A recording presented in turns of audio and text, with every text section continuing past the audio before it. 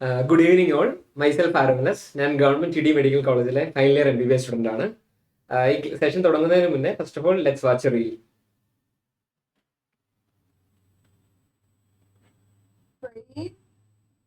Breathe, come on. Breathe.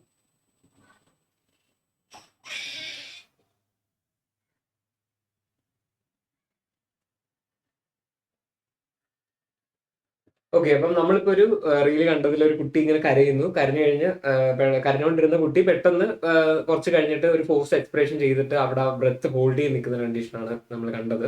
അപ്പൊ അതിനെ നമ്മളതൊരു പീഡിയാട്രിക്സിൽ തന്നെ ഒരു one of the most important ഒരു ബിഹേവിയറൽ ഡിസോർഡർ ആണ്. അപ്പം അതാണ് നമ്മൾ പഠിക്കാൻ പോകുന്നത്. It's breath holding spells. അതിനെ കുറിച്ചാണ് നമ്മളിന്ന് ഈ സെഷനിൽ പഠിക്കാൻ പോകുന്നത്. Okay, what is breath holding spells? Breath holding spells are the reflex events typically initiated by a provocation that causes anger, frustration, pain making the child cry. അപ്പോൾ നമ്മൾ ഒരു റിഫ്ലെക്സ് ഇവന്റ് ആണ്, നമ്മളൊരു ചൈൽഡ് ഗ്രൂപ്പിൽ വരുന്ന ഒരു റിഫ്ലെക്സ് ഇവന്റ് ആണ് നമ്മുടെ ചിൽഡ്രൻസിൽ ഉണ്ടാകുന്നത്. അപ്പം ഈ കുട്ടിയെ ഈ ചിൽഡ്രനെ നമ്മൾ പ്രൊവോക്കേറ്റ് ചെയ്യുക എന്തെങ്കിലും രീതിയിൽ. ഇപ്പം നമുക്ക് പല രീതിയിലും കുട്ടികളെ പ്രൊവോക്കേറ്റ് ചെയ്യാം. കാരണം ഈവൻ ഇതൊരു 1 year 2 year ഓൾഡ് ചൈൽഡാണ്, ഇപ്പം ലെസ് ദാൻ 6 months അല്ലെങ്കിൽ 6 months to 1 year ആ ചൈൽഡൊക്കെ ആണെങ്കിൽ ഒരുപാട് നമുക്കിങ്ങനെ അവർക്ക് ഇത് എന്താ പറയുന്നത് റെസിപ്രോക്കേറ്റ് ചെയ്യാനൊന്നും പറ്റത്തില്ല, അവർക്ക് റിയാക്ട് ചെയ്യാൻ പറ്റത്തില്ല. അപ്പം അവരുടെ ഈ ആക്ഷൻസ് അല്ലെങ്കിൽ അവരുടെ ഇമോഷണൽ ട്രിഗേഴ്സ് ഒക്കെ ഭയങ്കര മിനിമൽ ആയിരിക്കും. അപ്പൊ അതുകൊണ്ട് തന്നെ അവര് ഇപ്പൊ എന്തെങ്കിലും ഒരു ബുദ്ധിമുട്ട് വന്നാലോ പെട്ടെന്ന് അവരുടെ ഒരു ഡെയിലി വരുന്ന റൊട്ടീൻ ആക്ടിവിറ്റിയുടെ എന്തെങ്കിലും ചേഞ്ച് ഉണ്ടാകുമ്പോൾ അവർക്കൊരു ഡിസ്കംഫർട്ട് ഉണ്ടാവും. അല്ലാതെ തന്നെ അവരെന്തെങ്കിലും ഒരു ന്യൂ ഡ്രസ്സ് അല്ലെങ്കിൽ എന്തെങ്കിലും ഒരു പുതിയ കാര്യങ്ങൾ ചെയ്യുമ്പോൾ അവർക്കൊരു ബുദ്ധിമുട്ടുണ്ടാവും. പുതിയ ഡ്രസ്സ് ഇടുമ്പോൾ ഒരു ഇച്ചിങ് അല്ലെങ്കിൽ ഒരു ഇതുപോലെ ചില ഡ്രസ്സിന് എന്തെങ്കിലും ബുദ്ധിമുട്ട് വരുമ്പോൾ അവർക്കൊന്നും പറയാൻ പറ്റത്തില്ല നമ്മുടെ അടുത്ത് ഇങ്ങനെ എനിക്ക് ബുദ്ധിമുട്ടാണെന്ന്. റെസിപ്രോക്കേറ്റ് ചെയ്യാനുള്ള അത് ആയിട്ടില്ല, ടൈം ആയിട്ടില്ല, അവർക്ക് അത്രയും ഡെവലപ്മെന്റൽ ഉണ്ടായിട്ടില്ല അവർക്ക്. സോ അതുകൊണ്ട് തന്നെ അവര് ഇങ്ങനത്തെ രീതിയിൽ കരയുക, ഭയങ്കരമായിട്ട് ഒരു ഭയങ്കര ദേഷ്യപ്പെടുക, അങ്ങനെ രീതിയിലൊക്കെ അവർ ഇമോഷണൽ ഒരു ട്രിഗേഴ്സ് കാണിക്കുക. അപ്പൊ നമ്മൾ മനസ്സിലാക്കുക അവർക്ക് എന്ത് ബുദ്ധിമുട്ടുണ്ട്. സോ അങ്ങനത്തെ ഒരു ഇതാണ് ഒരു റിഫ്ലെക്സ് ഇവന്റ് ആണ് initiated by provocation that cause anger, frustration, pain making the child cry. The crying stops at full expiration and the child becomes apneic. That means the child becomes ഒരു short ആയിട്ട് ഒരു breathing, ഒരു പെട്ടെന്ന് sudden ആയിട്ട് ഒരു breathing stop ആയിട്ട് അവർ cyanotic അല്ലെങ്കിൽ pale ആകാനുള്ള ചാൻസ് കൂടുതലാണ്. സൈനറ്റിക് ആവുന്ന വെച്ചാൽ ഒരു bluish discolouration of the mucus membrane and skin membrane ഉണ്ടാകാൻ ചാൻസ് ഉണ്ട് അവരുടെ, അല്ലെങ്കിൽ അവർ പെയിൽ ആകാനുള്ള ചാൻസ് ഉണ്ട്. ഓക്കെ, അത് ഈ ബ്രെത്ത് ഹോൾഡിംഗ് സ്പെൽസിനെ തന്നെ ഒരു 2 ക്ലാസിഫിക്കേഷനിലോട്ടാണ് നമ്മൾ എത്തിക്കുന്നത്. ആൻഡ് ദ 2 types ഈസ്, ഒന്ന് സൈനോട്ടിക് ആണ് ആൻഡ് അതർ ക്ലാസിഫിക്കേഷൻ എന്ന് പറയുന്നത് pallid or pale breath holding spells എന്നാണ് പറയുന്നത്. നമ്മൾ ഇനി വരുന്ന അങ്ങോട്ടുള്ള സ്ലൈഡ്സിൽ അതിനെക്കുറിച്ച് ഡീറ്റെയിൽ ആയിട്ട് ഡിസ്കസ് ചെയ്യുന്നതായിരിക്കും. അപ്പൊ നമ്മൾ എന്തുകൊണ്ടായിരിക്കും ബ്രെത്ത് ഹോൾഡിംഗ് സ്പെൽസ് ഉണ്ടാവുക എന്ന് നമ്മൾ നോക്കുമ്പോൾ നമ്മൾ അത് ഏകദേശം ഒരു ബിഹേവിയർ ഡിസോർഡർ ആണ്, അതൊരു ന്യൂറോളജിക്കൽ മാനിഫെസ്റ്റേഷൻ ആയിരിക്കും. സോ അത് നമ്മുടെ ഓട്ടോണോമിക് നെർവസ് സിസ്റ്റത്തിന്റെ ഇമ്മച്യൂരിറ്റി കൊണ്ടാണ് ഉണ്ടാകുന്നത്. ഇപ്പൊ നമുക്കൊരു പ്രീടേം ആയിട്ടൊരു ബേബി ജനിക്കുവാണ്, അങ്ങനെ ഒരു കണ്ടീഷൻ ആണെങ്കിൽ അവർക്കൊരു ഇമ്മച്യൂരിറ്റി ഉണ്ടാവാം, അവരുടെ ഡെവലപ്മെന്റൽ മൈൽ സ്റ്റോൺ അറ്റൈൻ അതെല്ലാവരും ബൈ ബർത്ത് അവരുടെ കറക്റ്റ് ആയിട്ടുള്ള ഫുൾ ഡെവലപ്മെന്റ് ഉണ്ടായിട്ടില്ല, പ്രീടേം ആയിട്ടാണ് ജനിച്ചിരിക്കുന്നത്. അവരുടെ അതുകൊണ്ട് തന്നെ എന്തെങ്കിലും ഡെവലപ്മെന്റ് ഡിലേ ലാഗ് ഒക്കെ ഉണ്ടാവും, ഇറ്റ്സ് കോമൺ. അങ്ങനെയുള്ള കുട്ടികളിലാണ് ഇത് കോമൺലി വരുന്നത്, അല്ലാതെ തന്നെ ഇത് കുട്ടികൾക്ക് ഉണ്ടാവാറുണ്ട്. അത് കാരണം അവരുടെ ഓട്ടോണോമിക് നെർവസ് സിസ്റ്റം മെച്ചുറായി വരാത്തത് കൊണ്ടാണ്. കാരണം autonomic nervous system consist of the sympathetic and parasympathetic activities. അപ്പൊ അത് മെച്ചുറിറ്റി, അതിന്റെ ഒരു മെച്ചുറേഷൻ ഉണ്ടായിട്ടില്ല. അതുകൊണ്ടാണ് നമുക്ക് മെയിൻ ആയിട്ട് ഈ ബ്രെത്ത് ഹോൾഡിംഗ് സ്പെൽസ് ഉണ്ടാകുന്നത്. That is mainly due to the immature of the autonomic nervous system. എന്നിട്ട് നമ്മൾ ഇതൊരു പ്രത്യേക ഒരു സ്പെസിഫിക് ഏജ് ഗ്രൂപ്പിൽ ഇത് എടുത്ത് പറയുന്നുണ്ട്.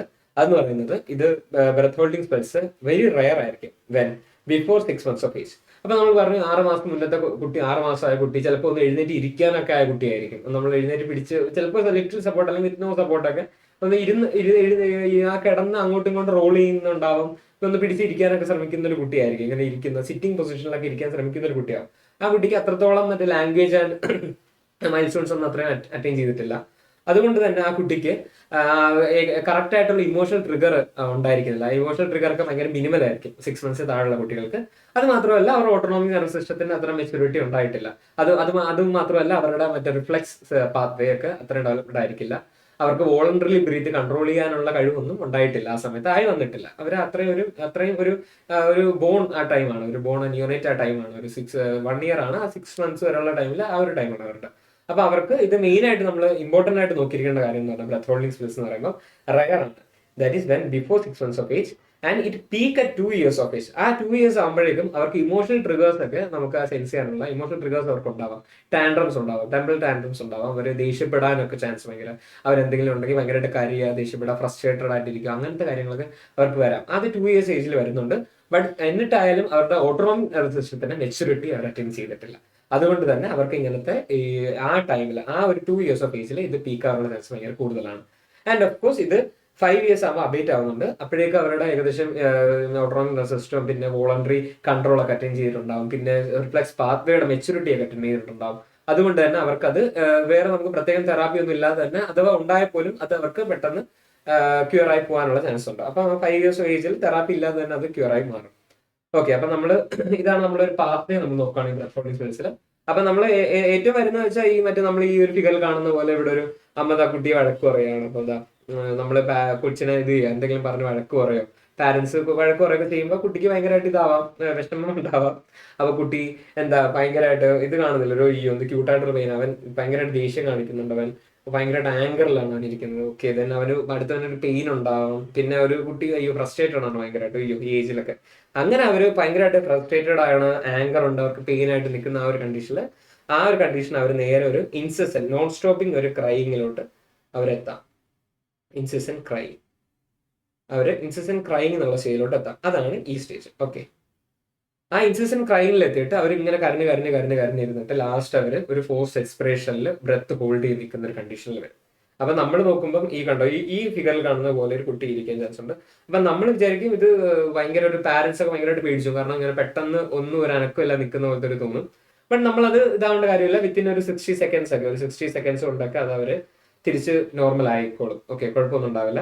അപ്പൊ പക്ഷേ ഈ ഒരു കണ്ടീഷനിലോട്ട് ബേബി എത്തുന്നുണ്ട്. അതാണ് നമ്മുടെ എന്താന്ന് പറയുന്നത് ബ്രെത്ത് ഹോൾഡിംഗ് സ്പെൽസ് എന്ന് പറഞ്ഞൊരു കണ്ടീഷനിലോട്ട് ബേബി എത്തുന്നുണ്ട്. ഓക്കെ, അപ്പൊ നമ്മൾ എന്തെങ്കിലും പ്രൊവോക്കേറ്റീവ് കണ്ടീഷൻ വഴി കുട്ടി ആങ്കറിലോ പെയിനിലോ നമ്മുടെ ഫ്രസ്ട്രേറ്റഡ് ആയിരിക്കുന്ന ബേബി ഒരു ഇൻസിഡന്റ് ക്രൈം സ്റ്റേജിലോട്ട് എത്തിയിട്ട് അവിടെ നിന്ന് നമ്മുടെ ബ്രെത്ത് ഹോൾഡിംഗ് സ്പെൽസ് അതെന്ന് പറയുമ്പോൾ ഒരു ഫോഴ്സ് എക്സ്പ്രഷൻ എൻഡിൽ ബ്രെത്ത് ഹോൾഡ് ചെയ്യുന്ന ഒരു പൊസിഷനിൽ എത്തുന്നതാണ് നമ്മൾ ബ്രെത്ത് ഹോൾഡിംഗ് സ്പെൽസ് എന്ന് പറയുന്നത്. നമ്മൾ നേരത്തെ പറഞ്ഞ പോലെ types of breath holding spells 2 type ഉണ്ട്, സൈനോട്ടിക് ആൻഡ് പാരന്റ്. അപ്പൊ നമ്മൾ ഫസ്റ്റ് നമ്മൾ സൈനോട്ടിക് ബ്രെത്ത് ഹോൾഡിംഗ് സ്പെൽസിനെ കുറിച്ചാണ് പറയുന്നത്. സൈനോട്ടിക് ബ്രെത്ത് ഹോൾഡിംഗ് സ്പെൽസ് അത് നമ്മൾ മെയിൻ ആയിട്ട് occurs at the end of expiration. ഇവിടെ നമ്മൾ മെയിൻ ആയിട്ട് നമ്മുടെ സൈനോട്ടിക് ബ്രെത്ത് ഹോൾഡിംഗ് സ്പെൽസിൽ വരുന്ന കാര്യം എന്ന് പറഞ്ഞാൽ അവിടെ സിമ്പത്തറ്റിക് ആക്ടിവിറ്റി ഭയങ്കരമായിട്ട് ഇൻക്രീസ് ചെയ്യും. അപ്പൊ നമ്മൾ മനസ്സിലാക്കുന്നത് സിമ്പത്തറ്റിക് ആക്ടിവിറ്റി ഇൻക്രീസ് ചെയ്യുമ്പോൾ എന്തിന്റെ സെക്രീഷൻ ഇൻക്രീസ് ചെയ്യും? യെസ്, ദ കാറ്റകൊളമൈൻസിന്റെ സെക്രീഷൻ ഇൻക്രീസ് ചെയ്യും. ഈ കാറ്റകൊളമൈൻസ് എന്ത് ചെയ്യാന്ന് പറഞ്ഞാൽ ഇത് നമ്മുടെ ഇൻഫണ്ടിബുലം സ്പാസം ഉണ്ടാക്കും. ഇൻഫണ്ടിബുലം എന്ന് പറഞ്ഞാൽ ഒരു അനാറ്റമിക്കൽ ആയിട്ടുള്ള കോണിക്കൽ സ്ട്രക്ചർ ആണ്. അത് നമ്മുടെ ബ്രെയിനിൽ ഉണ്ട്. ഈ ഹൈപ്പോതലാമസ് പിറ്റ്യൂട്ടറി സ്ട്രോക്ക് കണക്ട് ചെയ്യുന്ന ഒരു ഇൻഫണ്ടിബുലം ഉണ്ട്. അതുപോലെ തന്നെ നമ്മുടെ റൈറ്റ് വെൻട്രിക്കിളിന്റെ ഔട്ട്ഫ്ലോ ട്രാക്റ്റിലും ഒരു ഇൻഫണ്ടിബുലം ഒരു കോണിക്കൽ അനാറ്റമിക് സ്ട്രക്ചർ ഉണ്ട്. അത് റൈറ്റ് വെൻട്രിക്കിളിന്റെ ഔട്ട്ഫ്ലോ ആയിട്ട് നിൽക്കുന്ന ഒരു സ്ട്രക്ചറാണ് ഇൻഫണ്ടിബുലം.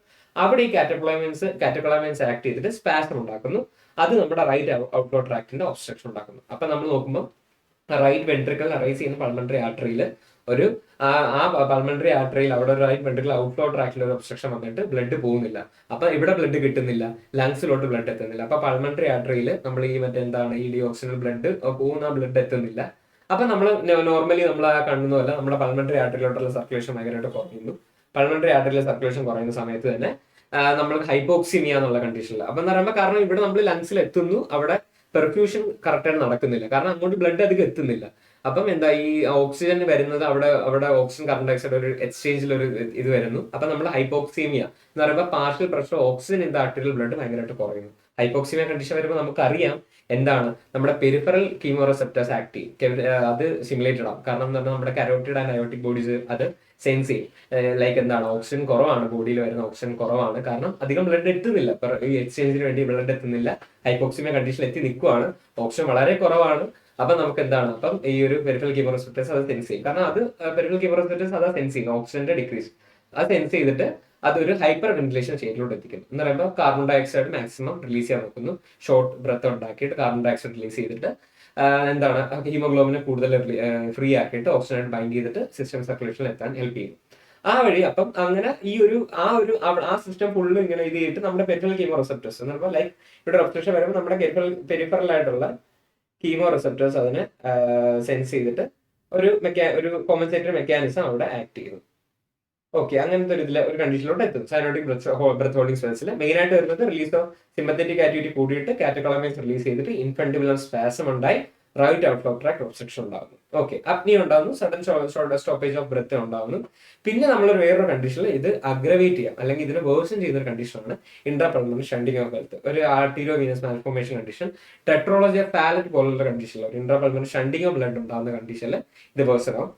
അത് പറഞ്ഞുതരാം. അപ്പൊ നമ്മൾ പഠിക്കുന്ന ടെക്നോളജി പാലറ്റിന്റെ ഒരു ഫിഗർ നമ്മൾ കാണുന്നത്. അപ്പൊ അതിൽ മെയിൻ ആയിട്ട് വരുന്ന കണ്ടീഷൻ എന്ന് പറയുന്നത് നമ്മുടെ പൾമണറി സീനോസിസ് ഉണ്ടാകുന്നു. പൾമണറി സീനോസിസ് ഉണ്ടാകുമ്പോൾ ഇവിടെ എന്താ ബ്ലഡ് അങ്ങോട്ട് ഈ റൈറ്റ് വെൻട്രിക്കിളിൽ ബ്ലഡ് അങ്ങോട്ട് പോകുന്നില്ല. ഓക്കെ, അപ്പൊ ഇവിടെ ഒരു പെർസിസ്റ്റന്റ് ആയിട്ട് ഒരു പ്രഷർ എഫക്ട് ഇവിടെ നമ്മുടെ റൈറ്റ് വെൻട്രിക്കിൾ ഉണ്ടാകുന്നു. Persistent pressure effect right ventricle ഉണ്ടാകുമ്പോൾ റൈറ്റ് വെൻട്രിക്കിൾ എന്ത് ചെയ്യുന്നു? ഹൈപ്പർട്രോഫിഡ് ആകുന്നു. അപ്പൊ നമ്മുടെ അടുത്തൊരു കണ്ടീഷനാണ് റൈറ്റ് വെൻട്രിക്കിൾ ഹൈപ്പർട്രോഫി. എന്നിട്ട് അതിന് കഴിഞ്ഞിട്ട് പിന്നെ വേറൊരു സംഭവം വരുന്നത് ഈ നമ്മുടെ ആ വെൻട്രിക്കിളിനെ സെപ്പറേറ്റ് ചെയ്യുന്ന ഇന്റർ വെൻട്രിക്കുലർ സെപ്റ്റത്തിൽ ഒരു ഡിഫക്റ്റ് ഉണ്ട്, അവിടെ ഒരു ഹോള് പോലെ. ഓക്കെ, അതുവഴി അവിടെ ഒരു ഡിഫക്റ്റ് ഉണ്ട്. അത് മാത്രമല്ല ഓവർ റൈഡിങ് ഓഫ് അയോർട്ട. കാരണം എന്ന് വെച്ചാൽ ഇനി ഈ വഴി ബ്ലഡ് പോകുന്നില്ല, ഈ ബ്ലഡ് കൂടെ ഈ വഴി അങ്ങോട്ട് പോകുന്നു. എന്നിട്ട് ഇവിടെ നിന്നുള്ള ബ്ലഡ് ഉണ്ട്, കാരണം ഇവിടുന്ന് വെയിൻസിന് വരുന്ന ബ്ലഡ് ഉണ്ട്. ഓക്കെ, അതും ഇവിടെ വന്നു. അങ്ങനെ ഇത്രയും ഈ വഴി എല്ലാം ഉണ്ടാകുന്ന ബ്ലഡ് എല്ലാം കൂടി അയോർട്ടയിലോട്ട് പോകുന്നു. അപ്പൊ അയോർട്ട എന്ത് ചെയ്യുന്നു? ഓവർ റൈഡ് ചെയ്യുന്നു. അപ്പൊ ഇങ്ങനത്തെ കണ്ടീഷൻ വരുവാണെങ്കിൽ ഇപ്പൊ നമ്മൾ ഓൾറെഡി നമ്മൾ പറഞ്ഞ പോലെ ഈ ഒരു സൈനോട്ടിക് ബ്രെത്ത് സ്പെൽസ് ഉണ്ടാകും, ബ്രെത്ത് ഹോൾഡിംഗ് സ്പെൽസ് ഉണ്ടാകുന്ന സമയത്ത് സിമ്പത്തറ്റിക് ആക്ടിവിറ്റി ഇൻക്രീസ് ചെയ്ത് കാറ്റക്കോളാമൈൻസ് റിലീസ് ചെയ്തിട്ട് ഇൻഫെന്റിബുലം സ്പാസം ഉണ്ടാകുമ്പോൾ റൈറ്റ് ഔട്ട്ഫ്ലോ ട്രാക്ട് ഒബ്സ്ട്രക്ഷൻ ഉണ്ടാകുന്നു. അങ്ങനെ വരുമ്പോൾ ഇവിടെ ഓൾറെഡി സീനോസ്റ്റ് ആണ്, റൈറ്റ് അങ്ങോട്ട് പോകുന്നില്ല ബ്ലഡ്, അപ്പൊ കൂടുതൽ ഇങ്ങോട്ട് പൊയ്ക്കൊണ്ടിരിക്കും. ഓക്കെ, ഇങ്ങനെ കൂടുതൽ ഓവർ റൈഡിങ് ഓഫ് അയോർട്ട, കൂടുതൽ ബ്ലഡ് ഇങ്ങോട്ട് പോയിക്കൊണ്ടിരിക്കും. അത് മാത്രമല്ല സിമ്പത്തറ്റിക് സ്റ്റിമുലേഷൻ നടക്കുമ്പോൾ നമ്മുടെ പെരിഫറിയിലുള്ള എല്ലാ ബ്ലഡ് വെസൽസും ഒക്കെ വാസോഡൈലേറ്റഡ് ആണ്. ആ വാസോഡൈലേറ്റഡ് ആവുന്ന സമയത്ത് ഈ ബ്ലഡ് ഇവിടുന്ന് കൂടുതൽ ബ്ലഡ് എന്താണ് ഇവിടുത്തെ പ്രഷർ ഡ്രോപ്പ് ചെയ്ത് കൂടുതൽ ബ്ലഡ് ഇങ്ങനെ പൊക്കോണ്ടേയിരിക്കും പുറത്തോട്ട്. സിസ്റ്റം സർക്കുലേഷനിൽ കൂടുതൽ ബ്ലഡ് എത്തിക്കൊണ്ടിരിക്കും. അപ്പൊ നമുക്ക് ഇവിടെ ഒരു ഷണ്ടാണ് ഇവിടെ ഉണ്ടാകുന്നത്, ഒരു ഡി ഓക്സിജൻ ബ്ലഡിന്റെ ഒരു ഷണ്ട് പോലെയാണ് ഉണ്ടാകുന്നത്. ഓക്കെ, അപ്പൊ ഇങ്ങനത്തെ കണ്ടീഷൻ അപ്പൊ കൂടുതൽ സൈനോസിസ് ആണ്. കാരണം കാർബൺ ഡയോക്സൈഡിന്റെ level carbon dioxide bound haemoglobin level ഭയങ്കരമായിട്ട് ഇൻക്രീസ് ചെയ്യുന്നുണ്ട്. ഒരു സൈനോട്ടിക് ഒരു ബ്ലൂ കളർ ഈ ബേബി ഇങ്ങനെ ലിപ്സിൽ സെൻട്രൽ സൈനോസിസ്, ടങ്ങിന്റെ ടിപ്പൊക്കെ നോക്കുക. പിന്നെ പെരിഫറീസിൽ പെരിഫറീസിലൊക്കെ ഒരു ബ്ലൂഷ് ഡിസ്കളറേഷൻ ഈ ബേബിക്ക് ഉണ്ടായിട്ടുണ്ട്. ഓക്കെ, അപ്പൊ അത് വെച്ച് നമ്മൾ സൈനോട്ടിക് ആണ് ബ്രെത്ത് ഹോൾഡിംഗ് സ്പെൽസ് നമ്മൾ പറയുന്നത്. ഓക്കെ, അപ്പൊ അടുത്ത് നമ്മൾ പോകുന്നത് second type, that is pale breath holding spells. അത് നമ്മുടെ മറ്റടുത്ത് പാരാസിമ്പത്തറ്റിക് ആക്ടിവിറ്റി ആണ് ഇൻക്രീസ് ചെയ്യുന്നതെങ്കിൽ ഇവിടെ ഇൻക്രീസ് ചെയ്യുന്നത് നമ്മുടെ പാരാസിമ്പത്തറ്റിക് ആക്ടിവിറ്റി ആണ്. പാരാസിമ്പത്തറ്റിക് ആക്ടിവിറ്റി നമ്മൾ ഇൻക്രീസ് ചെയ്യുമ്പോൾ അത് നമ്മുടെ ഓട്ടോണോമിക് നെർവസ് സിസ്റ്റത്തിലുള്ള വേഗസ് നെർവിനെ ഇത് ചെയ്യുന്നുണ്ട്, സ്റ്റിമുലേറ്റ് ചെയ്യുന്നുണ്ട്. ഓക്കെ, വേഗസ് നെർവിനാണ് ഈ parasympathetic activity. Vagus nerve is part of autonomic nervous system which is activated by the parasympathetic activity. ഇനി നമ്മുടെ വേഗസ് നെർവ് എന്ത് ചെയ്യുന്നത്? ഒരു ന്യൂറോ ട്രാൻസ്മിറ്റർ ആയിട്ടുള്ള അസറ്റൈൽ കൊളൈൻ റിലീസ് ചെയ്യുന്നു. ഈ അസറ്റൈൽ കൊളൈൻ നേരെ എവിടെ ആക്ട് ചെയ്യുന്ന പറയുമ്പോൾ നമ്മുടെ എസ് എ നോഡ്, ഹാർട്ടിലുള്ള എസ് എ നോഡിൽ ആക്ട് ചെയ്തിട്ട് ഹാർട്ടിന്റെ ആക്ടിവിറ്റി ഭയങ്കരമായിട്ട് കുറയ്ക്കും. ആക്ടിവിറ്റി ആ കുറച്ച് വരുന്ന ഒരു കണ്ടീഷനിൽ ഹാർട്ട് എന്തിലോട്ട് നിന്നെത്തും? ബ്രാഡിക്കാർഡിയയിലോട്ട് എത്തും. ഓക്കെ, അതാണ് നമ്മളിവിടെ മെയിൻ ആയിട്ട് നമ്മൾ പറയുന്ന point. That cause vagal reflex bradycardia. Okay, very important. ഇനി അടുത്ത് നമ്മൾ ഈ ബ്രാഡിക്കാർഡിയ ഒരു കണ്ടീഷനിൽ എത്തുന്നെങ്കിൽ പോലും പിന്നെ ഒരു എസിസ്റ്റോൾ എന്നുള്ള കണ്ടീഷൻ, ഹാർട്ട് ബീറ്റ് ചെയ്യാത്തൊരു കണ്ടീഷനിലോട്ട് കൊണ്ടെത്തും, എസിസ്റ്റോൾ കണ്ടീഷനിലോട്ട് എത്തും. അങ്ങനെയാണെങ്കിൽ ഹാർട്ട് ബീറ്റ് ചെയ്ത് ബ്ലഡ് അധികം പമ്പ് ചെയ്യുന്നില്ല പാരഡ് ആയിട്ടുള്ള ബ്രെത്ത് ഹോൾഡിംഗ് സ്പെൽസിൽ. അങ്ങനെ വരുമ്പോൾ നമ്മുടെ ബ്രെയിനിലോട്ടുള്ള ഇത് കുറയും. ബ്രെയിനിലോട്ടുള്ള സെറിബ്രൽ പെർഫ്യൂഷൻ ബ്ലഡ്, ബ്രെയിനിൽ ഓക്സിജനേറ്ററുള്ള ബ്ലഡ് ഓക്സിജനേറ്റർ ബ്ലഡ് എത്തുന്നില്ല. ഓക്കെ, അപ്പൊ അവിടെ ഒരു സെറിബ്രൽ ആയിട്ടൊരു ഹൈപ്പോ പെർഫ്യൂഷൻ ഉണ്ടാകും. ഓക്കെ, അപ്പം അവിടെ ബ്രെയിനിൽ അധികം ഗ്ലൂക്കോസ് റിസോഴ്സ് ഒന്നും ഇല്ല നമ്മുടെ ബാക്കിയുള്ള ഓർഗൻസിനെ പോലെ. അപ്പൊ എന്താണ്? ഓക്സിജൻ കിട്ടുന്നില്ല. അപ്പം നോർമലി നമ്മുടെ പേഷ്യന്റ് നമ്മുടെ ഒരു ചൈൽഡ് എന്താകുന്നു? കോൺഷ്യസ്നസ് ലോസ്റ്റ് ആയിട്ട് പെയിന്റ് ആവുന്ന ചാൻസ് ഉണ്ടാകും. പിന്നെ നമ്മുടെ അയൺ ഡെഫിഷ്യൻസി അനീമിയ ഒരു ട്രിഗറിംഗ് ഫാക്ടറാണ്. കാരണം അയൺ ഡെഫിഷ്യൻസി അനീമിയയിൽ ഹീമോഗ്ലോബിൻ പൊതുവെ കുറവായിരിക്കും. അപ്പം ഓക്സിജൻ ബൈൻഡിങ് ഹീമോഗ്ലോബിൻ ഒരുപാട് ഉണ്ടാവില്ല. അത് മാത്രമല്ല അയൺ ഡെഫിഷ്യൻസി അനീമിയ ഈ പാരസിമ്പറ്റിക് ആക്ടിവിറ്റിയും കൂടെ ട്രിഗർ ചെയ്യുന്നു. ഓക്കെ, അപ്പം ഇൻക്രീസ് ചെയ്യുമ്പോൾ നമുക്ക് ഇങ്ങനത്തെ ഈ ഒരു റിഫ്ലെക്സ് ആക്ടിവിറ്റീസ് ഒക്കെ ഉണ്ടാകും. അതാണ് നമ്മുടെ പാൽ ബ്രെത്ത് ഹോൾഡിംഗ് സ്പെൽസിൽ ഉണ്ടാകുന്നത്. അപ്പൊ നമ്മളൊരു ഫിഗറിൽ കാണുമ്പോൾ child because pale and limp ആവുന്നു, മേ ലൂസ് കോൺഷ്യസ് ഞാൻ പറഞ്ഞത്. കാരണം സെറിബ്രൽ ഹൈപ്പർ പെർഫ്യൂഷൻ, അവിടെ പെർഫ്യൂഷൻ കുറഞ്ഞിട്ട് for short time, triggered by sudden fright or minor injury. അപ്പോഴാണ് പാരഡ് ഉണ്ടാകും. Not harmful but frightening to watch. കാണുന്ന ഒന്നാമത്തെ കിഡാണ് 1 to 2 years, പാരന്റ്സ് ഭയങ്കരമായിട്ട് പാനിക് ആവും കാണുമ്പോൾ തന്നെ. ഓക്കെ, അപ്പൊ നമ്മളിവിടെ നമ്മൾ രണ്ടിനെ പറ്റി ഡീറ്റെയിൽ ആയിട്ട് പറഞ്ഞു. മറ്റടുത്ത് സൈനോട്ടിക് ബ്രെത്ത് ഹോൾഡിംഗ് സ്പെൽസിലാണെങ്കിൽ നമ്മൾ എന്താണ്? സിമ്പത്തറ്റിക് ആക്ടിവിറ്റി ആണ് ഇൻക്രീസ് ചെയ്യുന്നത്. സിമ്പത്തറ്റിക് ആക്ടിവിറ്റി ഇൻക്രീസ് ചെയ്ത് കാറ്റക്കോളൈൻ റിലീസ്, ഇൻഫെന്റിബുലർ സ്പാസം ഉണ്ടാവുന്നു. പിന്നെ ഇന്റർപൾമണറി ഷണ്ടിങ്, ടെട്രോളജി പാലറ്റ് ടോപ്പ് നമ്മൾ എന്ത് ചെയ്യുന്നത്? വേഴ്സൺ ചെയ്യുന്ന condition. Okay, pallid breath holding സ്പെൽസിൽ പാരാസിമ്പത്തറ്റിക് ആക്ടിവിറ്റി ആണ് ഇൻക്രീസ് ചെയ്യുന്നത്. അത് വേഗം റിഫ്ലെക്സ് ബ്രാഡിക്കാർഡിയ ഉണ്ടാകുന്നു. പിന്നെ എസിസ്റ്റോൾ കണ്ടീഷൻ വന്നിട്ട് സെറിബ്രൽ ഹൈപ്പർ പെർഫ്യൂഷൻ ഉണ്ടായിട്ട് കോൺഷ്യസ്നസ് ലോസ്റ്റ് ആകും. അയൺ ഡെഫിഷ്യൻസി അനീമിയ ഒരു ട്രിഗറിംഗ് ഫാക്ടർ. ഓക്കെ, അപ്പൊ നമ്മൾ ഇതിന്റെ ഡിഫറൻസിലോട്ട് പോകാം. ഇവിടെ ഈ സൈനോട്ടിക് ഒരു മോസ്റ്റ് കോമൺ ആണ്, 62% ആൾക്കാരും കാണുന്നുണ്ട്. ലെസ് കോമൺ ആണ് നമ്മുടെ പാരഡ് സ്പെൽ. ഇതിന്റെ ഒരു ട്രിഗറിംഗ് ഫാക്ടർ എന്ന് പറഞ്ഞാൽ ആങ്കർ ഫ്രസ്ട്രേഷൻ ആണ്. സൈനോട്ടിക്കിന്റെ പാരഡ് ആണെങ്കിൽ ഫ്രൈറ്റ് ആൻഡ് പെയിൻ, സഡൻ ആയിട്ട് ഒരു ഫ്രൈറ്റ് ഒരു പെയിൻ ഉണ്ടാകുമ്പോഴാണ് വരുന്നത്. ഇവിടെ സൈനോട്ടിക്കിൽ വിഗറസ് ക്രൈ ആയിരിക്കും, ഇവിടെ ഒരു ഗ്യാസ് അല്ലെങ്കിൽ ഒരു മിനിമൽ ക്രൈ ആയിരിക്കും.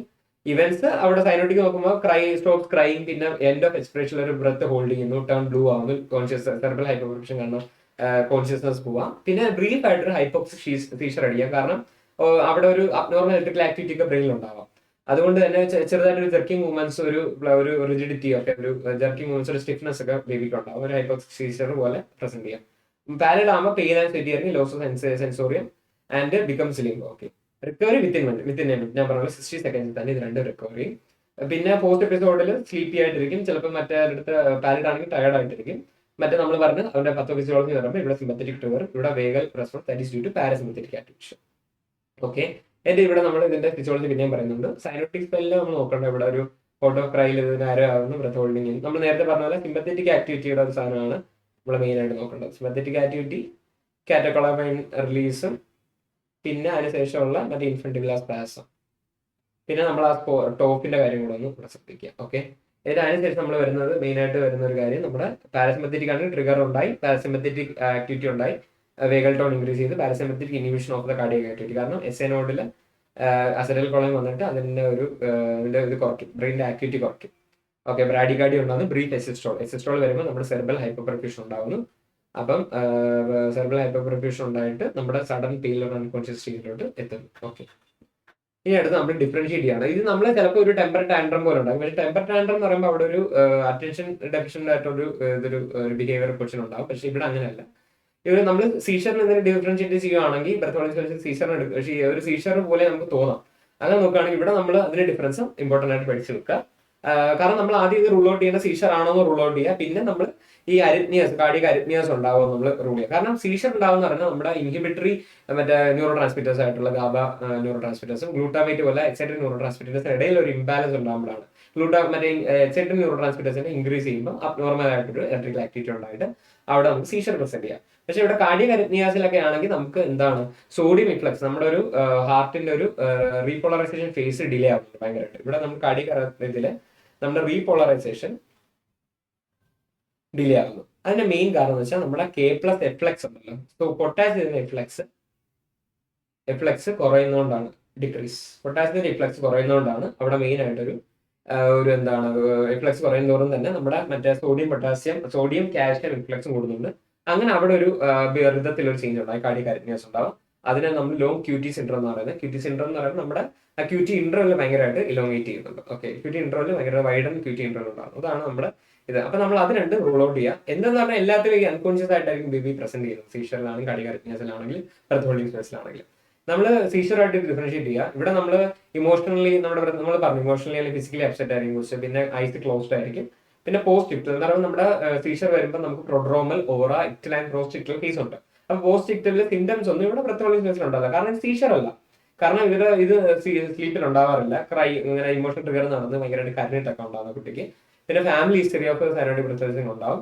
പിന്നെ ഇന്റർഇക്ടൽ എപ്പിലെപ്റ്റിഫോം ആക്ടിവിറ്റി ഒന്നും ഉണ്ടാവില്ല. കണ്ടിന്യൂസ് ആയിട്ടുള്ള സീഷർ ഈ ഇക്ടലും പോസ്റ്റ് ഫേസിന് ഇടയ്ക്കുള്ള ഇതിൽ എപ്പിലെപ്റ്റിക് ആയിട്ടുള്ള കണ്ടിന്യൂസ് സീഷർ ഫേസ് ഒന്നും ഇവിടെ ഉണ്ടാവില്ല. കാരണം ഇത് ബ്രത്ത് ഹോൾഡിംഗ് സ്പേസ് ആണ്, ഇറ്റ്സ് നോട്ട് സീഷർ.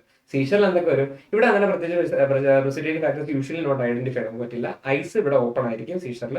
പിന്നെ പോസ്റ്റ് ഇക്ടലിൽ ഫറ്റിക് ആൻഡ് കൺഫ്യൂഷൻ ആയിരിക്കും കൂടി. സ്ലീപ്പിൽ ഇതുണ്ടാവും കോമൺലി. പിന്നെ ഫാമിലി ഹിസ്റ്ററി, എപ്പിലെപ്റ്റിക് സീഷറിന്റെ പോസിറ്റീവ് ഫാമിലി ഹിസ്റ്ററി ഉണ്ടാവും. പിന്നെ ഈ ചേഞ്ച് ഉണ്ടാവും, ഇലക്ട്രോ എൻസെഫലോഗ്രാം ചേഞ്ചസ് ഇന്ററാക്ടീവ് ഫേസിൽ ഉണ്ടാവും. ഓപ്പൺ അബ്നോർമൽ ആയിരിക്കും. അതാണ് സീഷറിൽ നമ്മൾ നോക്കേണ്ടത്.